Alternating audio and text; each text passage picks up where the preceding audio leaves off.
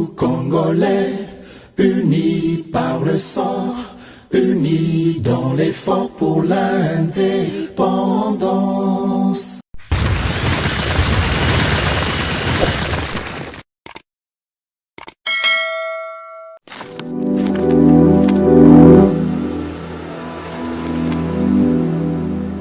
Mbote na bande kobanso ya GKM télévision boye malamu na émission na bino grand débat émission wape kota kapenza na bozindo na matali actualité politique ya République démocratique du Congo pe pourquoi pas na monde entier lelo nazali ngai moko te le lengi bozali komona nazali penza na esengo makasi une fois de plus ya kozala liboso itando ikena bino pe na koyamba invité na ngai bona mboka Samba Olonga. Donc ceux ezali na omba liboso ya kolanda GKM télévision to sengaka eloko moko o s'abonner na chaîne na biso pour ozwaka chaque fois ba vidéo na biso. En tout cas merci na confiance pe fidélité bo kopesaka na biso nazali ngai moko te na plateau. Merci mingi na papa apôtre Gérard Kabeo apesaka biso espace ya kozala une fois de plus liboso itando ikena bino nazali ngai moko te nazali na bongo na mwana mboka Samba Olonga. Bon samedi, bon week-end déjà. Bon week-end de chapeau.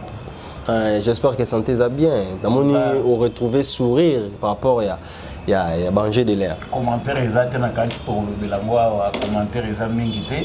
Tu dis que souffle la sikezwami to lobelango to za vraiment nesengo ya tata ekolo na biso Félix Tshisekedi ditilo mbobisika zali to pesi penda longonya et que to zo lobelango siko TP na lobaka toujours que to za FARDC na motema inga na biso place boza na front boza na tous nos soutiens vraiment bisika nyonso bino bozali ko bundele ekolo boyeba ete ba imboka baza sima na bino pe toza ko belela na ba o nyonso baza na mingi to pe ya moke oluka ko tshalo boko pona ko pesa ba FARDC na biso baleka na ba structure eza habilité pona ko sala ya. En tout cas, ba bonne nouvelle et si bon ko zoma ngambo ya armée na biso Kiwanja est sous contrôle des FARDC tout monde qui pelelo troupe kenyan et si bon ko koma na ville ya Goma ba kitek bon na aéroport ya Goma tokolobela et makambo etali ebele par rapport à actualité ndenge ezali ko kendele et puis to banda penda na sango ya mawa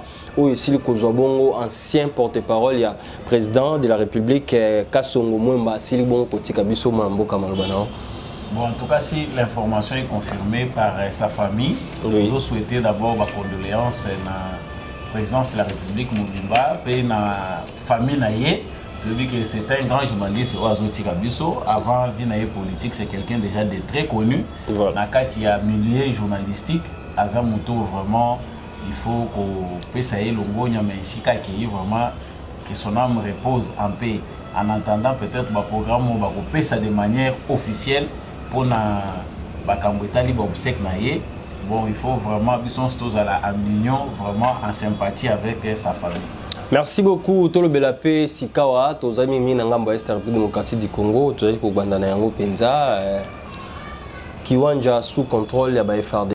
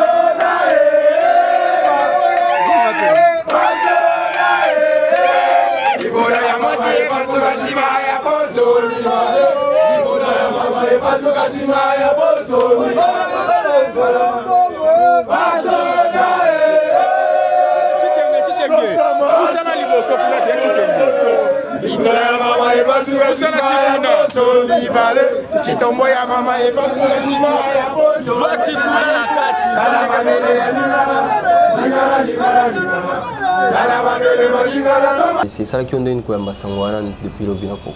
Nana kanisi que ba FARDC na biso depuis que bazui souffle sika o tozanango y a armement aux okobase koya mokili mobimba.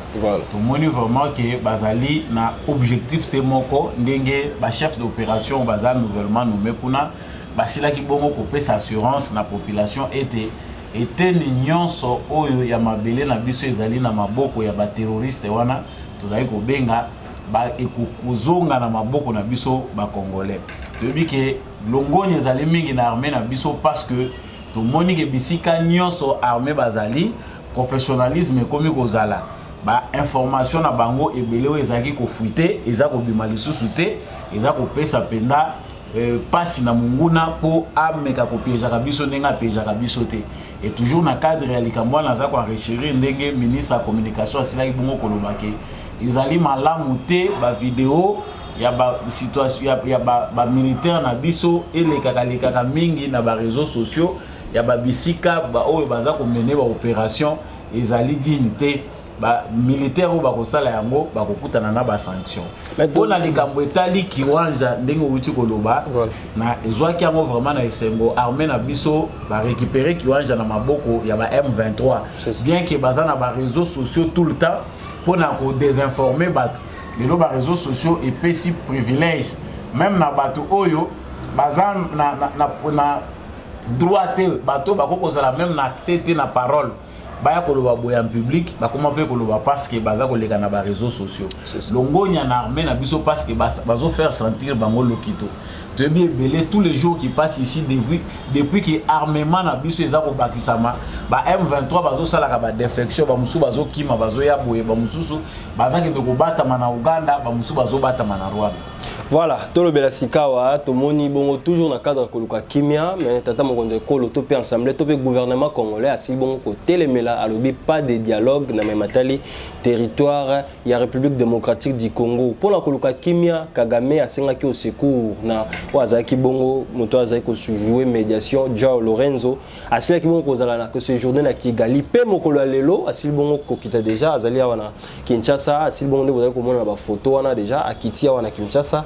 Avec Yambama qui bon la tata mokombia kolo donc excellence Félix Tshisekedi toujours dans le cadre processus il y a paix mais par rapport il y a paix aux Isaki liboso ko signamé tout le monde qui me kota qui changement moko ezala qui est-ce que voilà sika Jean Lorenzo aussi bon kozwa est-ce que comme makimi apenda ko aboutir dans la kanisi ndeko topé tata ekolo ya Angola Jean Lorenzo na mission va pesier azali kosala mission na ina ndenge oyo basengeli yango mais il faut pe bango bayeba parce qu'il ne s'agit pas de Joao Lorenzo il s'agit de la communauté internationale bato bazali ko commanditer médiation wana que ça soit Uhuru Kenyatta ou azali comme médiateur pour le processus à Nairobi que ça soit Joao Lorenzo ou azali pour la makambo CRGL il faut bango bayeba o le ezali souhait ya ba congolais. Le président de la République a, d'une certaine manière, à travers discours ya pesaki, ndenge à s'adresser à la nation récemment, à talisaki na communauté internationale, bonne volonté au biso tozaki nango ya komima makambo na lisolo. Ndenge nini tolukaki kindeko tozala malamu to batela kimia elongo na Kagame aboyi ko tosa yango. Fazo biso to koti eza parce que to moni que diplomatie échoué. Awa Joao Lorenzo qui ne suit pas Kagame, Joao Lorenzo ne suit pas Tshisekedi. Ils allaient manquer à gagner pour la biso ba congolais. Toyebi que Félix Tshisekedi na Paul Kagame bazalaki na Luanda. Bazalaki déplacement ba kei na Luanda. Devant Joao Lorenzo tango ba bimi ba conclusion ebimaka na masolo na bango. Ils alaka ke ba sengaka na Kagame qui est le chef ya bataillon na ya M23. A retiré les militaires na sol congolais avant Masolo Nyonso quoi que ce soit n'enge ba baza ko imaginer yango pour montrer que Kagame c'est un têtu qui n'écoute pas les discours toza ko loba lelo toza ko kende 2 mois ou 3 mois yango yo 3 mois yango toza ko loba depuis président Félix Tshisekedi na Kagame ba kutanaki pour la dernière fois et c'était contre les gré ya ba congolais Nyonso. Si les lois bango bazozwa sur initiative wana yake non il faut médiateur pour Joao Lorenzo soit se déplacer rarement à ça la kabaturité ah ba komi ko déplacer ye akende na Rwanda ya ko zonga koto et tali bango biso to sito lever option mususu ngana kanisi option o butata mokonzi a lever eza option moko dissuasive option wana militaire tokotika ngo lisusu te. Il n'est plus question que basenga na armée oyo ezali armée pour protéger la population souveraine, un peuple souverain, que non basa la cesser les faits na une rébellion. Na mboka nini yoso yoka bazoyebisa armée ya mboka moko songolo pakalake bino bo vanda wana bo ba terroriste pe ba vanda kuna comme ça boss ulukali solo. États-Unis a solo na ba terroriste. Qui est ce pays là oyo bako accepter ko solo na ba terroriste pour bango ba kende ko tia biso na table moko na ba terroriste. Moi je pense que l'option oyo Félix Tshisekedi a accueilli parce que Félix Tshisekedi a étalé bozo ba union sur la communauté internationale. Ba dialogue ba komi ko yela biso au dialogue, au souci, nous condamnons le Rwanda, nous sommes prêts à sanctionner. On voit la main noire du Rwanda derrière les M23. Ce sont des discours qui n'ont plus leur place dans la République démocratique du Congo. Biso ba congolais toyoki mbela tata ekolo ezali ba jeune bo s'enrôler massivement na armée. Yango eza na kati ya kosalema. Armée na biso na front souci na biso ezali communauté internationale na hypocrisie na ye Conseil de sécurité des Nations Unies balongo l'embargo à l'okuta ba komi ko ya ko belela awa non toza sous embargo te oh le Congo n'a jamais été sous embargo, c'est une distraction. Son inde et komi ko ça la communauté internationale comment justifier qu'un pays agressé est à la sous embargo ce qui bolingi bo soma mendoki ba ko chabino bakal pour être mindu qui va aller comme à destination. C'est-à-dire, sous un embargo stratégique, de manière à ce que biso a la capacité à se défendre. Les lots oyo bazana soni bazoti na mutuna bango awa kende na Congo banda ko s'exprimer non voilà le Congo n'est pas sous embargo et même ces régimes de notification là ne concernent que les vendeurs d'armes pour qu'il y ait traçabilité pour qu'on puisse savoir d'où les armes ça ko kende na RDC to et ça ko kende na ba mouvement rebelle. Est-ce que bango ba yebite comment un gouvernement achète les armes? Est-ce que rebelle le gouvernement a un inconnu de Kosoma Mendoki? Quand la RDC veut traiter aujourd'hui, RDC a traité la Turquie, le ministre de la Défense a négocié pour la Mandoki. Même si on ne sait pas concrètement ce qu'il va traiter comme marché, il a mais biso nyon sotoyebi été nasuka na yango. Les alliés gouvernement ya RDC mokolo to bakocha eza au nom ya gouvernement congolais mais oyo ko loba ote to lunga to eba ba rébellion tout ça ya ngona ni ko suki sa ndeko shako pona ko talisa yo ete dialogue bango baza ko luka les portes en République démocratique du Congo d'un dialogue avec les mouvements terroristes est déjà fermé. Peut-être bango bazo yeko la ko yeba Tshisekedi mais Tshisekedi s'est déjà affirmé procédure oyo Tata Mokonza Zwaki Kiango procédure ya Bozoba. Il a été très naïf. Ya Kondima Kobenga Kagame frère. Il a été très naïf de chercher la paix avec Kagame. Il a été très naïf d'aller avec Kagame dans plusieurs sommets pour chercher la paix. Aujourd'hui que les Congolais veulent se prendre en charge, balingi ba diser biso. Nako tout monde de Chako, biso to vandi ao. Oni abomi ba Congolais ao. So yoki conclusion na. Et la conclusion est limitée. Mais maintenant, il y a un dialogue, va déplacer Lorenzo à Tambola Kate. Ngala Kazaka Koka. C'est les lois à Zotambola na mission. Moi, je pense que la diplomatie aux diplomates, notre chef de l'État est en danger parce que, tu comprendre qu'en Afrique centrale, il n'est pas le bienvenu par rapport aux dictateurs. Les dictateurs en Afrique centrale ont besoin de s'éterniser dans le pouvoir. Les comme Félix Tshisekedi parce qu'ils ont gêné l'intérêt dans Bango. Et ça, le président de la République doit tirer très attention. Mais il faut aussi être pragmatique. Le président de la République a mis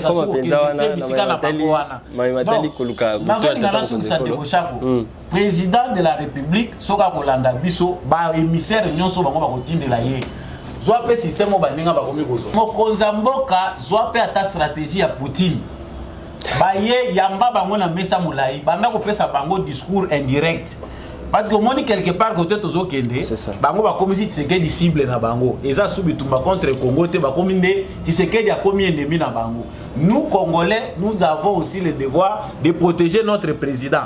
Tokufela Musée azana démarche ya memela ya makambo. Toko kufela su Tshisekedi te. Yango biso toza ko pesa o ya biso démarche toza ko pesa o ya biso suggestion toza ko pesa na tata mokambi ekolo. Ba visite wana ya pambala ba mususu chasa malukonda ya mbaka bango basuki kuna. Makamba okoma kana président c'est pas mana tozana mo le soutien. Voilà, mais le moko aussi ko bima, yo aussi ko mais yo le bara souvent que tozana problème té na peuple rwandais. Les loko entamé processus ya guerre le lenge makambo ko kendela. Monte ke zape mabe.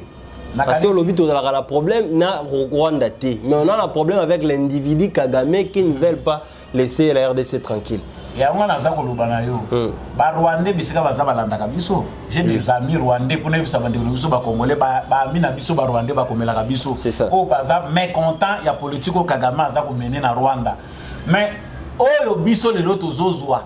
Ce qui le lot aujourd'hui le Congo déclare la guerre contre le Rwanda, la faute aussi au Rwandais.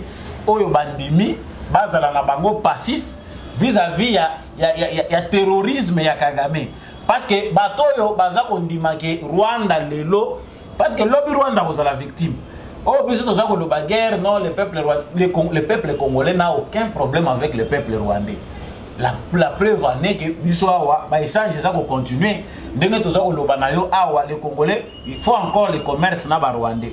Même si nous appelons nos frères à cesser de consommer les produits rwandais pour ba rwandais pe bazwa conscience. Ce qui biso le loto boy ko consommer biloko ya ba rwandais o ezako ya ngonga nyonso na Goma.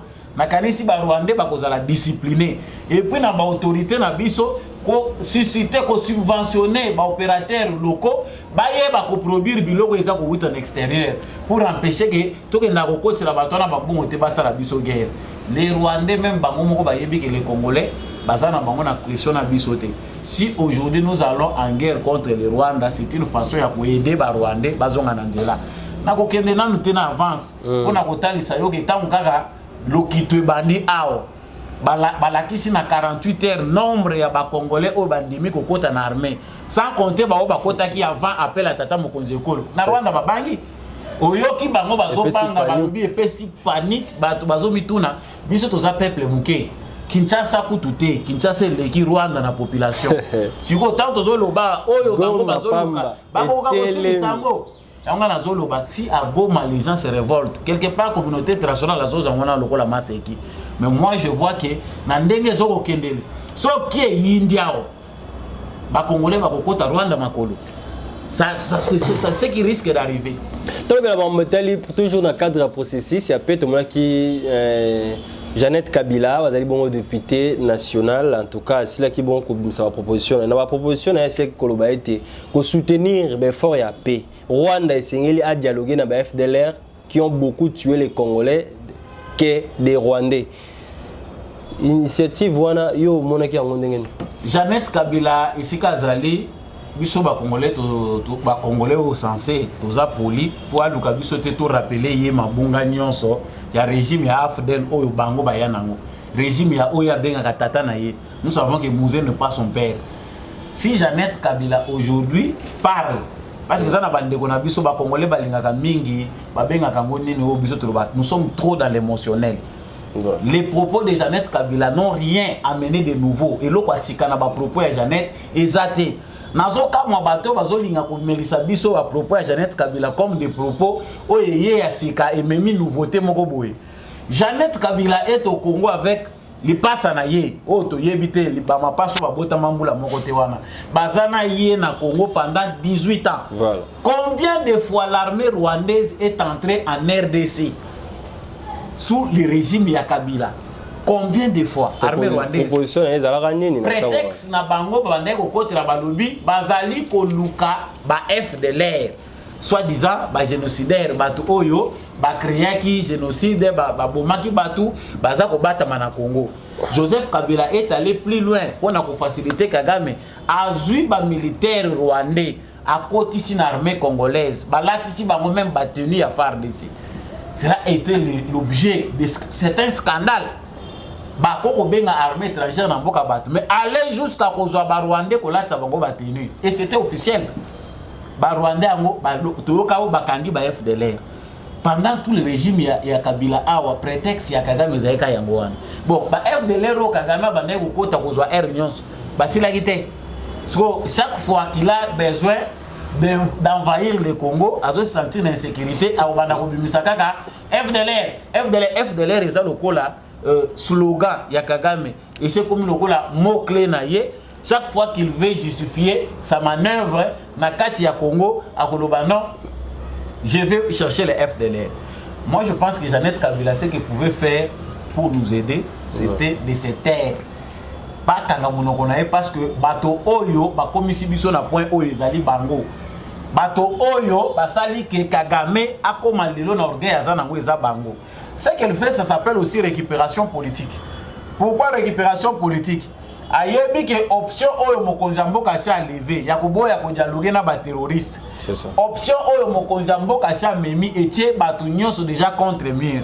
Elle ne peut faire rien d'autre de faire que d'adhérer na ODG lobby. Est-ce que oya zolo bisa biso solo bakati? Ba FDLR mais quant à la question de savoir les FDLR rango bazalaka wapi? Baza combien? Parce que hier Jeannette Kabila qui est mieux informée, député de la RDC. Il y a combien de FDLR? Baza précisément dans la zone Nin, est-ce qu'il y a identifié Bango à Yébiki, Baza Rwandais? Mon biloko to bimisaka, ils ont besoin, tout yébaka, kozala na ba détail nango. Parce qu'en tant que député de la nation, tant qu'on a fait sa affirmation, le big FDLR, Baza, nous c'est censé que biso pe Baza ko funda biso. Sur la scène internationale, baza ko lobaki, ezana bateau baza olinga ko équilibrer makambo. Babi misape que non Rwanda za na raison na ye, Congo za na raison na ye. Alors que biso mutoza agressé. Raison ya Rwanda ezate. Ba FDLR Rwanda za ko luka awa. Jour nini FDLR ataka Rwanda. Biso toza na village oyo FDLR banda kakama banda ko luka bango. Balakisa biso village oyo basi batumba na Rwanda. Mais c'est FDLR là que Kagame cherche tout le temps oya luka bazalaka wapi. Mais biso toza na ba service ya M23 makamunyo so Kagame za toza na ba preuve nango. Donc pour conclure les cambo oeza ya Jeannette Kabila na kanisi que justice congolaise il faut aider biso. Justice congolaise et aider biso surtout ça pour mais quand même pas ko yebisa batu mususu o baza ba député ba yeba ko mesurer tenir ya ba propos na bango. Parce que biso ba mususu eza ko scandaliser biso. Lorsque naza ko tala ba information naza nango lié à la traîtrise, trahison, haute trahison à Joseph Kabila au sommet de l'État pendant 18 ans. Jeannette Kabila n'est pas la personne la mieux placée pour y avoir un débat. Elle va parler pour apporter quel genre de solution. On parle de la même chose et on parle aussi et à proposition à Claude Nyamugabo et à Silaki Koloba Ponaye et Sengeli Kozoba M23 ko fan ça une fois de plus na mesa et dialogue pour le processus yape. Nyamugabo, je pense que bateau ba facilité bango ba koma na point bazali bango na régime na bango ya AFDEL o ebimisi nyonso ba bombaki libanda alobi il faut ko intégrer ba M23 et ko pesa bango. Mais moi j'ai retenu une chose, voilà, c'est les pièges oyo Nyamugabo atie oyo ba parlementaire il faut ba travailler là-dessus pour ba yeba.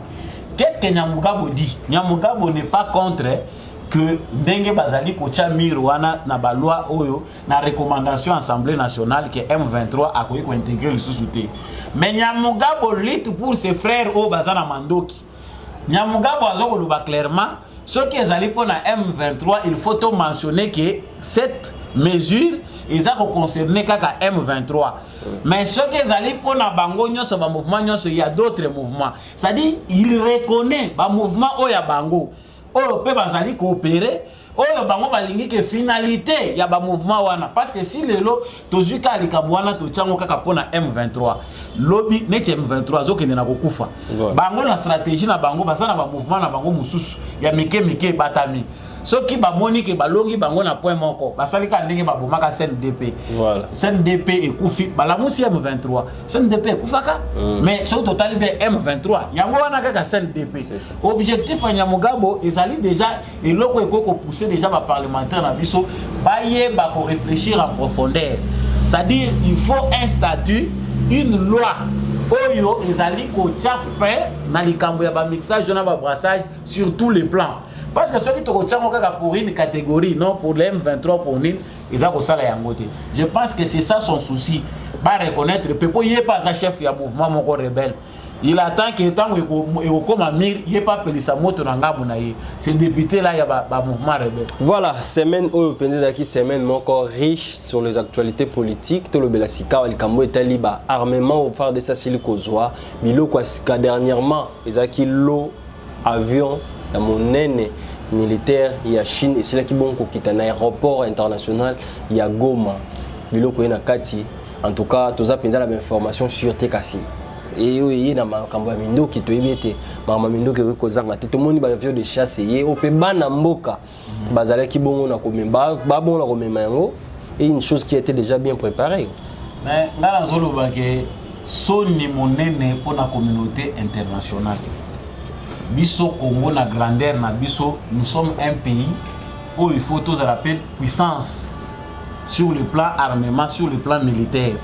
Le Congo dans sa grandeur a une vocation d'être une puissance en Afrique et jouer un grand rôle dans le monde. Et loko bango basala ka ya ko privé biso na rôle na biso naturel au biso photo jouer yango lelo Félix Tshisekedi à travers diplomatie na ye atalisi na mokili. Lelo le Congo à travers la diplomatie de Félix Tshisekedi a sali que tokoki kosomba bilubundeli na biso esika nyonso biso tolingi parce que États-Unis alinga mema biso natina ke partenariat privilégié mais partenaire non privilégié aza sous embargo na niveau du Conseil de sécurité. Entre-temps Zimbabwe a ko simbate bosala boya ko simbate biso tolilaka kaka bazo agresser biso mais tozaka na mandoki te. Le diplomatie à Tshisekedi et permettre biso mukili mobimba et monake situation à Congo est injuste. On ne peut pas accepter qu'un pays agressé soit à manque d'armement. Il faut mboko baza ko agresser et ça rappelle ba moyen o ya bango moko propre ya ko se défendre. Loko la diplomatie est simbi et que communauté internationale azana soni. Et loko munene oyo etikali awa ezali nini? Minduke uta Turquie. Et uta Chine. Et uta wapi soki na mboka nini bakobenga soki biso ba congolais to monike bibundelo bimisika koto to za bezo peto meka yango to kokinde kozwa yango yoki mukili mobimba bakomi kowelela koya na Congo. Ils ont déjà alignement nouvel ordre politique et na Congo bandeko boza kolanda biso boye bagé Félix Tshisekedi a un nouvel ordre politique. Chine a lobby à kotika la simate oyo to moni eza na ngokaka échantillon. Les a début il y a démonstration. Ndenge Congo ekotonga na compétition, ndenge pe armement na biso kozala ya compétition. Nous sommes en mesure de demander biso so to tieka loboko. Ata to lobi ya kosenga mandoki to kozwa. Soki to tiena Turquie ekoya to sombi babakisi na matabisi. Po ba yebi ke o eza libulu esike ezo ko sanga kate. Mais tozolo ba makambo eza solo mwana mboka. Congo soki omoni biso tozanga ki mandoki eza motema mabe bondoki. Na bandeko na biso pe musu baza na kati bandimaki ke makambo ngo eza la ndenge wana. Mais le longa mnazo ebisa yo ndeko shako o Chine za ko sala eza na ba pays bile baza ko se préparer ba salango. Risi kutu aza ko zelake RDC akosola ya makasi. Kosuko soto moni ya risi ozoka obi budeleye eza ya moke. Eza lisu ya munene États-Unis soka salaire Congo mobimba oyo ekotonda na minduki mususu bakomo kabola biso po na niveau tozokende tokomona ke biso tokomi danger bakomi ko biso tokomi na insécurité mukili mobimba lingi Congo cobalt uranium lithium biloko nyonso eza ko bimisa ba invention na mukili Congo azanango quelque part biso so ba congolais photos à la armée mentalement et physiquement. Ce qui est sur l'autre, quelque part, il faut militariser le Congo. Tout Congolais doit devenir militaire. Parce que Chine, ce qu'on a condamné la RDC, guerre mondiale, Chine a lobby, Mississa, lobby, États-Unis, lobby, Bima, lobby, Nakobimate. Minduki yango Congo Kamata, Nana Zope Sape. Soko linya kosomba yakana l'action arsenal militaire au biso pe tozanango mutuna mutazo sala publicité ya oyaye wapi ya États-Unis yango tata mokonza mboka yebisaka déjà États-Unis que monde ya lelo eza monde ya ba mystère te ya ba relation cachée au biso ba africain ba mona ka biso le roi ba sous-homme au biso ba africain to bandaka to za ko se contenter na milelo. Le président de la République doit dire à nos partenaires très privilégiés dans leur partenariat privilégié sans définition concrète que les Congolais chaque jour qui passe baza ko haïr ba américain. Je ne sais pas ce que les services de renseignement américains ba comme ça oh biso ba Congolais tout ça ko kanisa ba yebisaka ba américain clairement.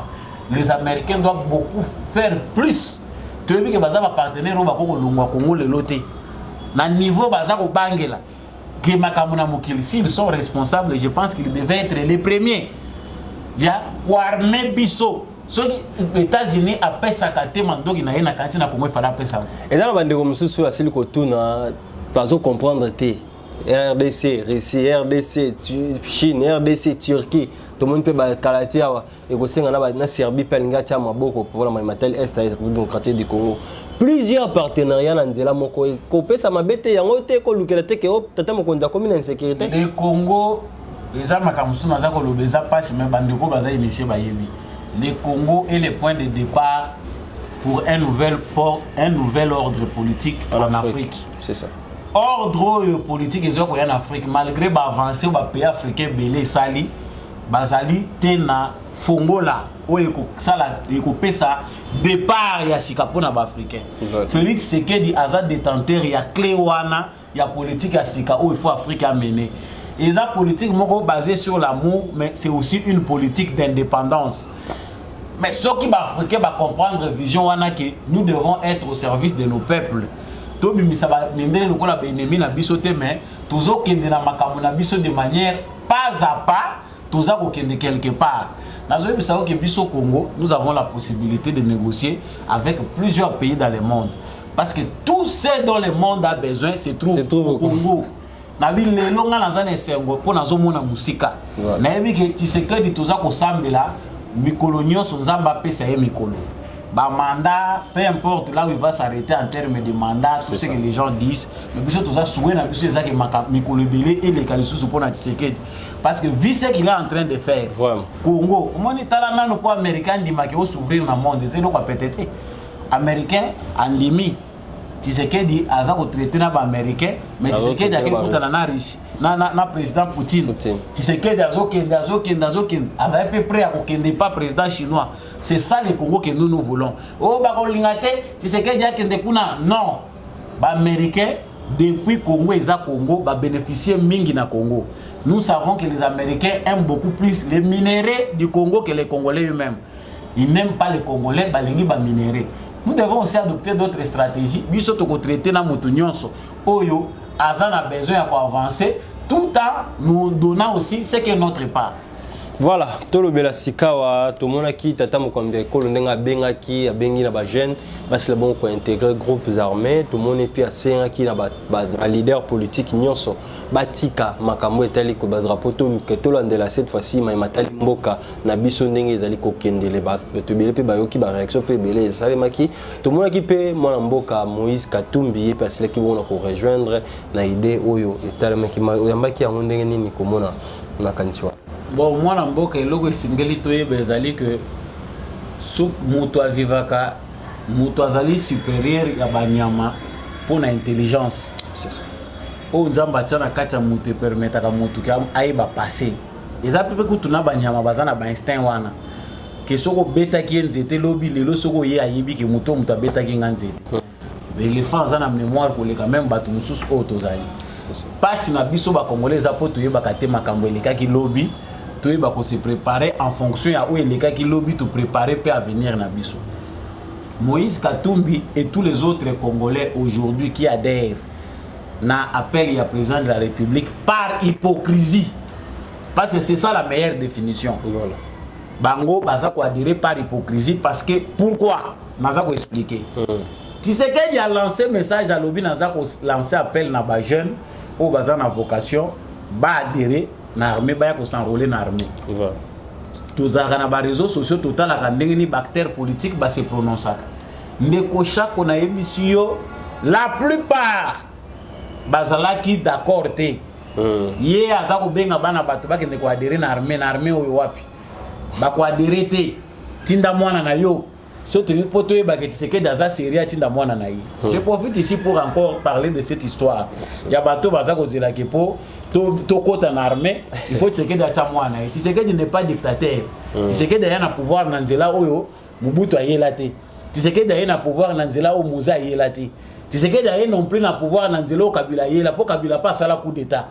Aboma o bazako benga o papa na c'est Kabila qui l'a tué pour le remplacer. Tshisekedi est venu par une voie pacifique, c'est-à-dire Passachou et Salami Kabila se sentir coincé Singana Kingo a organisé l'élection abîmée par la grande porte. C'est en démocratie. soki tolingi tokota na dictature tokomisa Congo soki royaume soki nini tokobenga ngo soki monarchie nini comme ça Anthony akoma papa na ya forcé à l'armée comme ça si Tshisekedi est fatigué azo Anthony a imposé biso comme président de la République, c'est bien simple. Mais tata ekolo ya mboka na biso Congo et loko asali na 48 heures ndeko Chako et ningisi mokili mobimba ba lancé appel bato nungu balobi niet. Mais les Congolais ont répondu massivement à cet appel. Il a qu'ici connexion au président de la République aza nangona peuple naie malgré diabolisation nyonso ezako salema na ba médias nationaux comme internationaux na ba politiciens oyo de façade. Le peuple congolais reste attaché à son président. C'est ça le message que nous avons vu. Tant que nous avons un nombre de armée, ça montre la détermination qu'a le peuple congolais pour mettre fin à la situation de insécurité. Si vous avez Bisopé, tous à adhérer, mais tous à senga, il faut boyer, qui dialogue. Vous allez attendre longtemps. Parce que moi, je vois la différence entre Tshisekedi et Kabila. Kabila organisait des dialogues pour débaucher, appeler les gens. Tshisekedi connaît tous ces farceurs. Les lobango nyonso babandé ko zela dialogue. Na ndeko na biso mwalimu abimi na prison par enchantement. Alobi dialogue avec les M23 et du cyclone. Ye nazo luke nazo monete. Na lancer avis bolo ede ngai ba. Na lancer avis bolo ke la ngai place mwalimu Vital Kamerhe azali a expliquer biso situation ndenge komi. Po ya lobaka mingi. Parmi les politiciens que nous avons, ceux qui savent mieux s'exprimer, il a vraiment le don de la parole. Ceux qui n'ont minute pour expliquer biso situation, ils ont ndenge nini par rapport à dialogue. Vocation pasteur. Voilà, il a raté sa vocation de pasteur. So pyramide oyoyo la kisaki biso. C'est le temps de bien nous illustrer, nous montrer comment on peut appliquer cette pyramide qu'on va mettre au M23 et au centre. Basakana kana mwana nkoita zankoyi. L'avantage quand c'est qu'il a une longueur d'avance. Parti na IDPS déjà zaki logo zaki ya makasi. Le pouvoir est basé sur une onction. Aza su mutu kosa nema sécurité. Mutu soka comme na pouvoir. Vous imaginez la nature à Kabila. Silence moko coupable, quelqu'un qui ne peut même pas enseigner dans l'école primaire. Mais Joseph Kabila a sakani na biso awa dans l'opposition avec plusieurs professeurs, voilà. Plusieurs intellos. Avec tout ça, mais pouvoir et PC ndingi ça sakana na bato awa 2 ans de glissement, débauchage. Vous pensez que Tshisekedi préparé 37 ans na kati ya opposition aye akomi na pouvoir yozo mona ye mutu ko banda ko lengisa na biloko amike. Ndeko Moïse Katumbi ndisi ba Congolais bazana besoin balia. Si aujourd'hui Katumbi produit plus de poissons pour que les Congolais consomment, Moutako Peksaye, Azate. Si aujourd'hui Katumbi postule comme président, il y a Fekofa. Je pense qu'il y a des Congolais de bonne foi qui aiment bien Katumbi. En tout cas, parce que dans ces domaines-là... Mais terrain, il y a côté politique. On a confondre mon business, tous waka makabu, tous waka nyonso, oye obimi, ovandi osali calcul. Même bateau ba mesana ko appuyer bino bazomona ke calcul est comme compliqué. Yo quand il le est facile Congo ezongi na maboko ba de père et de mère. Bazo ko bazongi sango lisu na bato oyo, ba origine ezaka na ba doute. Je comprends que bande ko na biso ba komide na Sony. Il faut dire carrément que Tshisekedi avait raison.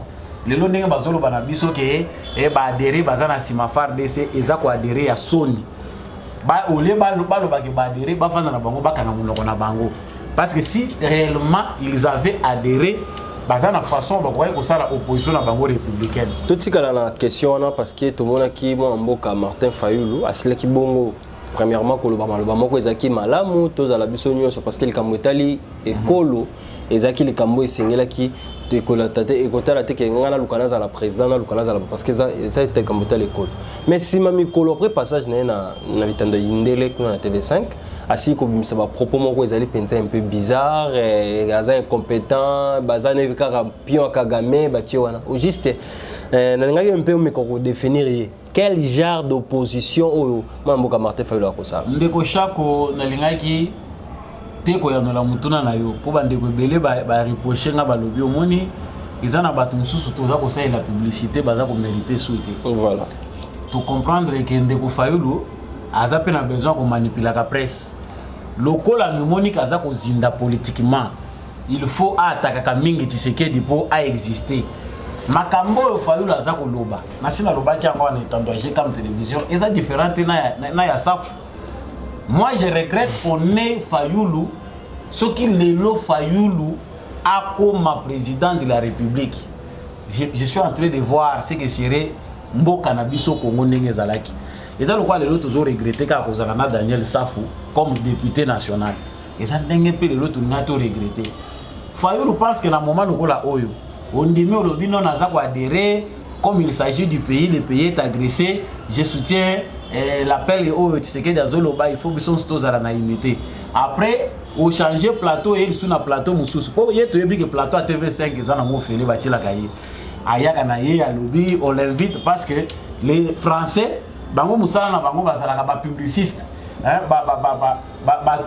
agence à publicité, il y a fabrication, il y a acteurs politiques déjà bailleurs de fonds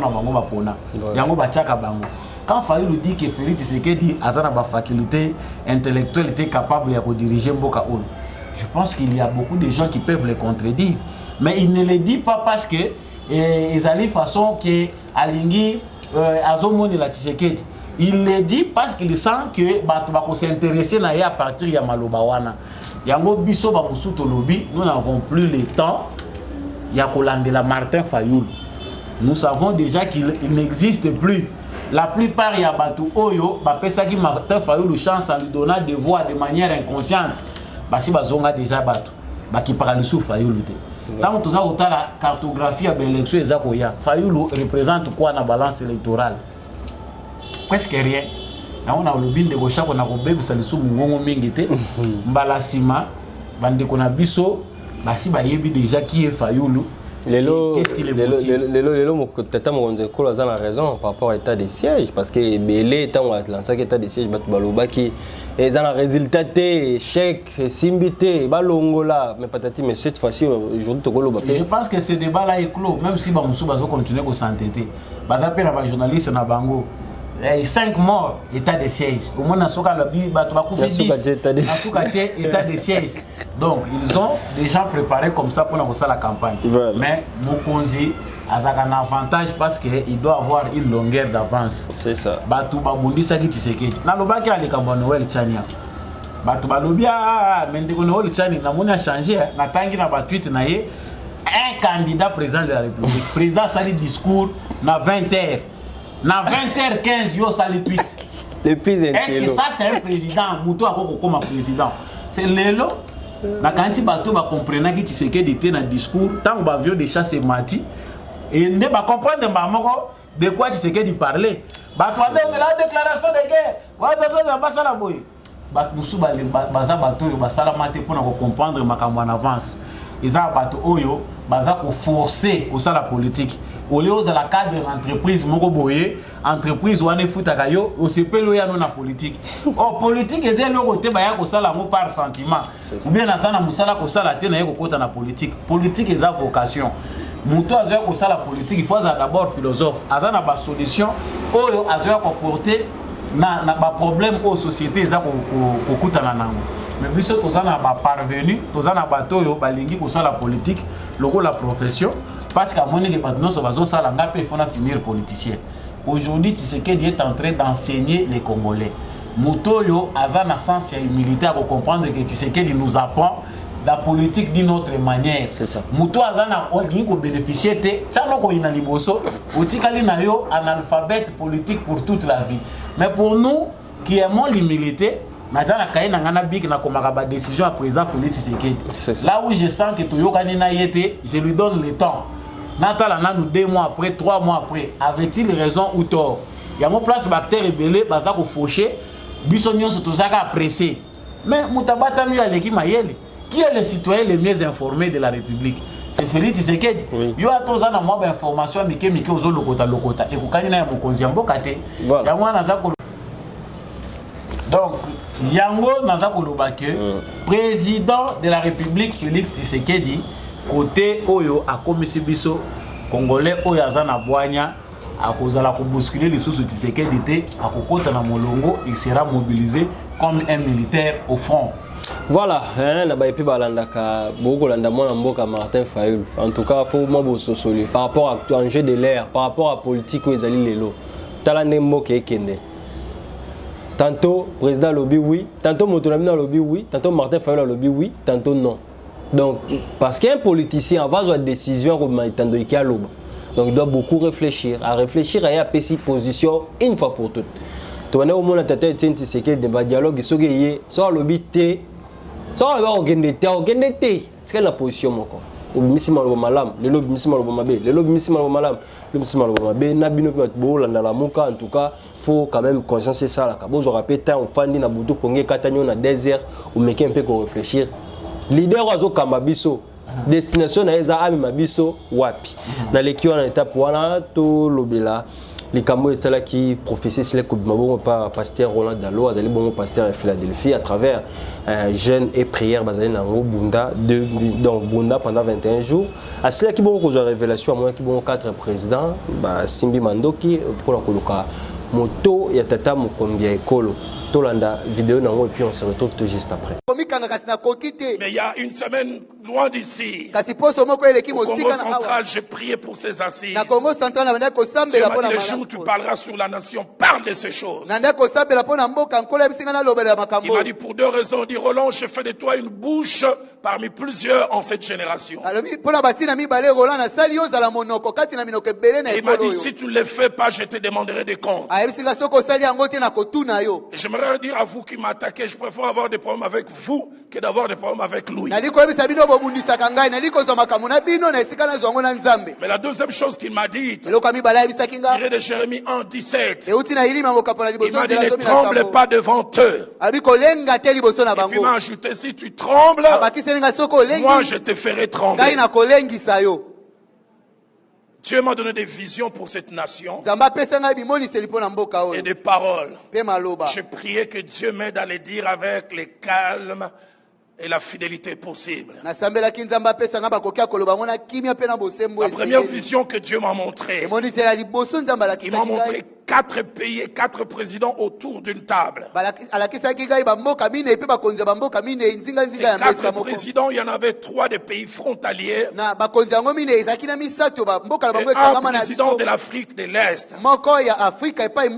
Et ils avaient réunion. Et sur la table, il y avait un seul point à l'ordre du jour. Il était écrit faire avec le président du Congo ce qu'on a fait à Mouzé Kabila. C'est-à-dire l'éliminer physiquement. Et Dieu m'a dit de vous dire, vous ne réussirez pas. Je viens dire du haut de cette chair. Dieu m'a dit notre président ne connaîtra pas le sort de Mouzé Kabila. Et Dieu m'a dit de dire à ces 4 présidents, si vous vous entêtez dans cette entreprise, vous seul allez partir avant. À cause de celui qui est invisible mais qui est derrière ces présidents. Je n'ai rien contre Mouzé Kabila. Je n'ai rien contre Mouzé Kabila. Est-ce que l'actuel président est parfait? Non, moi-même je ne le suis pas. Mais il a fait profession de foi. Il a publiquement déclaré son attachement à Dieu. Mais la deuxième chose, et là je dis à mon président avec tout le respect, prenez les précautions que vous devez prendre sur le plan humain, sur le plan sécuritaire, mais ayez cette assurance. Personne ne touchera à un cheveu de votre tête. Le Dieu qui vous a gardé des différents complots dont les fois le peuple ne sait pas, il vous gardera encore. Et je priais, je vis là au palais là où il est une armée d'hommes en col pastoral le main levé. Tu as une armée d'intercesseurs. Je le crois fermement. La troisième chose que Dieu m'a dit, Dieu m'a dit de déclarer à tous ceux qui ont un plan macabre pour ma nation. Parce qu'il m'a montré 4 grandes puissances autour du Congo comme un gâteau et tenant de grands couteaux. À 4 reprises, j'essaie de couper ces gâteaux, ça ne se coupe pas. Et Dieu m'a dit de vous dire, le Congo ne sera pas le Soudan bis. Je voudrais le déclarer comme un prophète. Ce que vous avez réussi au Soudan, vous ne le réussirez pas ici. Le Congo restera toujours un et indivisible. J'ai une mauvaise nouvelle. Si vous devriez réussir, vous devriez le faire entre 98 et 2003. Vous avez presque réussi. Guadeloupe a été détaché de Kinshasa. Kinshasa a détaché de Goma. Et le Dieu qui tient cette nation. Regardez vous-même. Obanda Kalate depuis 60. C'est depuis 1960 que vous avez commencé. Vous n'avez jamais réussi. Et vous ne réussirez jamais. Il y a quelqu'un qui croit en cela qui m'aide à dire Amen. La dernière des choses que Dieu m'a dit, il m'a dit de dire aux Congolais que nous sommes, de nous rappeler les paroles d'un certain prophète prononcé le 16 janvier 2018. L'histoire tend à l'oublier, mais moi, son fils dans la foi, je n'oublierai jamais. François David Ekofo, saisi par l'esprit, relatant l'histoire d'une partie de la France retirée, pris par les Allemands. Il a dit, même si vous arrivez de retirer quelques centimètres, nos enfants les récupéreront.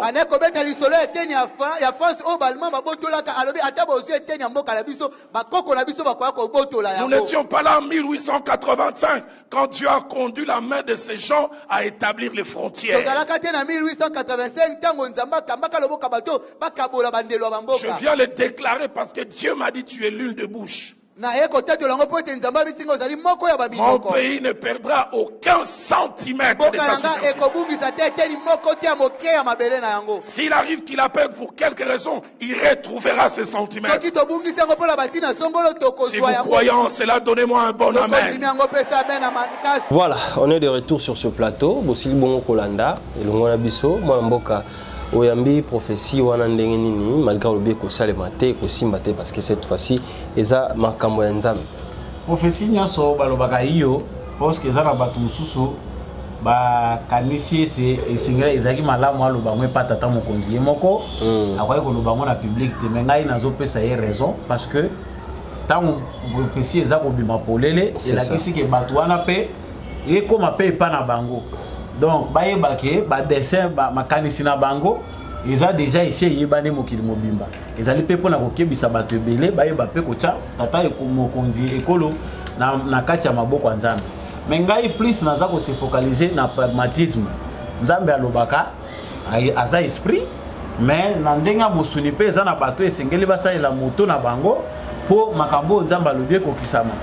Awa balobi président Félix Tshisekedi azali Mosé Laurent Désiré Kabila. Il faut toyer ba muza ko faki na circonstance ni quelque part légèreté zalaki na sécurité na ye. Quelque part ezana makambo ya esengela ko changer. Biso to koloba iso eloko te na tata mokonzi ekolo ngako na pesa ke longonya mingi. Ndenga boye ko kende makambo ba réunion o ya suka awa ezalaki awa. Tata mokonzi ekolo ngana za ko continuer na conseil o na pesa ki na début ya émission oyo. Mais ça est comme moulai basangisa ba mesa mibale batutisa yango muto ayena intention mabe to yambele na mesa moulai kuna lokwana ndenge Poutine asala Kagame pa komiko la tala Poutine asala so président ya mundela ye kotala ye mesa ya moulai mais vos men africains ba fa ne pembeni ba sololi ayebeke ba baso ya na venir il faut na approcher bango à venir les en Afrique amoni ke oyo ya o bandoki za kuna 100 mètres moni Macron atelemi kuna komi lokola mwana muke baza ko belela mais na yebi ke président na biso c'est quelqu'un de courtois, il a beaucoup de sympathie, il a beaucoup d'amour, azo ça la politique autrement, aza moto akoko imiter te bato oyo bakota bikota kota ebele pona pour ça la politique. Et là vous avez différencier c'est que dina bato musu eza bolingwaza nango. C'est quelqu'un qui aime Dieu, c'est quelqu'un qui respecte ba principe, aza attaché na ba valeur, yango tozomona ki aza différent na bango. Mais bato bazali pembeni ya président, bon négliger les sous-terre. Ma c'est que za la sous-terre na président. Azala nani pembeni ya président de la République, il faut que les dispositions changent. mutuna asa le sous match qui était nzinga ya président pour te ya komona ba bêtises auto mona kia. Merci beaucoup tokomi kokoma penza na suka ya émission na biso tomoni armée kenyenne ekoti na ekiti na ville ya Goma ndio ozali komona na ba photo basi bongo kita bayamba ki bongo na général chef d'état-major adjoint ezali bongo Chiko Chitambo azali kuna dans quelques jours ndeki bakobanda ba opération donc nous pays sika pe bakopesa bango ezali parce que ba ko défendre pour la démocratie du Congo bisonde to kolakisa bango iskani bako telemela pe iskani bako zela malbana ezali ni pour tout succès mission alelo. Bon, armée kenyane bah ezali bienvenue, c'est une décision émanant des recommandations à Nairobi au basenga qui est brigade moko za la constituer pour na traquer ba mouvement rebelle pour pousser bango na réédition. Tu vu que ça mandat moko offensif. C'est ce que les Congolais attendent parce qu'ils ont défini bango baye. So le sondage de Salami ba Congolais pour la majorité baza contre force étrangère parce que tout ça na expérience ya mabe na ba force étrangère nyonso oyo baye na basol na sol na biso. Voilà. La MONUSCO aujourd'hui est une force négative. Qu'est-ce que les Congolais attendent? Les Congolais baza kozilaki à fond ndenge lobamaki na kati na Kenya que ba ko affronter ba mouvement rebelle au baza ko boya ko dépenser mandoki. Et là on nini biso to lingité. Ezali ke ba militaire Kenya ba koma ba touriste. Ba koma ko pona ko buka basa kitoko bango ba ko bimana bango. Ba koma ko baluka bazoluka wapi bakilitiri ya bien ya kolia. Pendant tout ce temps là bazo boma bato. Parce que la MONUSCO avait les contingents les plus lourds de la planète. Et tikali nango kaka boye et qui toyebi musalo bango basala kité. Alors tozo boya ba militaire ya Kenya ba koma ba touriste. Ndenge ba yewana, ils doivent savoir aussi quelles sont les attentes des Congolais pour baser à bon terme. Et ya kokoma tembo ko bozo le kanamitu kanabino ba bambi bino mabange pa ba Congolais parce que ba moni 1 mois, 2 mois, 3 mois. Rendement ça. So que zaka ndenge ba lubaki tango ba officier ba yaki mbala liboso ke o toye poto ça la zone tampon, c'est le moment ba kangabisaka bazonga. Ça, nous disons, déjà, c'est les Congolais, c'est que les Congolais pensent. Ce qui est Zapoubaya, Kovanda, parce que nous n'avons pas besoin d'une force régionale, vu l'expérience que nous avons. Ouais. Mais le gouvernement a biso, le rôle est engagé, biso peuple, Nakatia Makambouana, nous restons vigilants. Tous les le gouvernement va veiller. Parce que là, ils n'arrivent pas à biso, ils n'arrivent pas à moko. Et quand nous se retrouver dans quoi moko boye, au lieu de la mission, bango ba yelaki, makambo mission. Il y a plusieurs cartes qui se jouent. Tous on a confiance à Museveni. Moi na Museveni yewana air nyonso menace azolo ba makambo sus. Nous on sait que notre gouvernement, les présidents de la République, mais quand même question Matinga par rapport à l'opération conjointe entre les militaires nabiso et les militaires ougandaises, mais tout cause va résulter parce que ADF, absolument, absolument. Museveni a profité nabiso parce que les ADF baza ko menacer mais entre temps Museveni a comprendre le mokonde loko la ngana talisa mingi. Museveni a compris que la chute de Kagame va aussi entraîner sa chute. Si Kagame perd ses intérêts, l'IEP Museveni a perdre yaye. Museveni na Kagame baza ko la solidarité na bango. Ya bato bazaki na mission mabe ba moni que mission ne komi okoma na suka. Ce sont aujourd'hui nos ennemis, baza ba ennemis à président Tshisekedi. Je pense qu'il est important que notre gouvernement puisse réévaluer makambo oyoyo etali coalition entre UPDF na FARDC. Alors si Museveni pense qu'il doit jouer le double jeu, il n'est plus important biso totato vanda les sousou na Museveni na kacha sol na biso. Voilà, tout comme na suka émission à lelo, en tout cas maloba na yo mo mboka samba on peut dernier mot na papa émission à lelo. Dernier mot na ngai nazali na soutien monene FARDC na motema na mapinga na biso bazali na Ituri, bazali na Nord Kivu, Sud Kivu, bisika nyonso bozali basoda ekolo. Tozali na bino elongo biso pe FARDC na motema. Apesi mbote mingi na papa Jean-Louis Chimbalanga, na maman Lisette, ba maman Bill Bilonda, papa Kennedy Mukendi, apôtre Gérard Kabea, vraiment qui nous fait beaucoup de privilèges. Et puis toutes les autres personnes au bazar pour aider biso dans l'ombre. On n'a pas cité binoté, mais vos autres tombent la binde les poètes écolo comme qui ne bosso na pesi bino matondo pe bon week-end. bon week-end pe na yo lokolo merci na plateau na yo merci beaucoup. Voilà, bozaki belé ya kolanda biso en tout cas na GKM télévision tolobeli ba actualité de l'ère o isenga kina ba question botindaki en tout cas tout cela ki bongo na ko répondre bino ezali ngai mbi à chaque chadrak nazaki penda na isengo makasi ya kozala liboso etando na bino ba remarque suggestion beaucoup mais biso ba numéro ezali wana tokoyamba o penda na bokebi nyonso ngai na bino tokutani bongo mbalasi. Royal Hands Foundation. Médicaments directs. Envoyez-nous l'ordonnance de votre proche depuis le Congo RDC. Payez en ligne. Nous irons la chercher à la pharmacie. La livrerons directement à votre famille en moins de 24 heures. Visitez notre site www.royalhandsfoundation.com. Téléphone plus 44 73 05 94 65 59. Plus 243 900 064 326 plus 44 73 05 86 94 88. Royal Hands Foundation, médicaments directs.